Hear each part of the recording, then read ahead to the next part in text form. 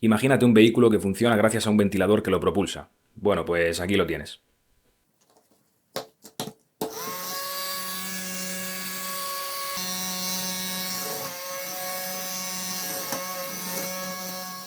Fíjate que se mueve bastante rápido, pero el consumo eléctrico que se necesita para mover un vehículo que se mueve con un ventilador es mayor al consumo eléctrico que se necesita para mover un vehículo que directamente gasta la energía en mover las ruedas, no un ventilador. Considero que es un invento que no sirve para gran cosa, pero me ha parecido curioso y quería enseñártelo. Si te gustan este tipo de vídeos, deja tu me gusta.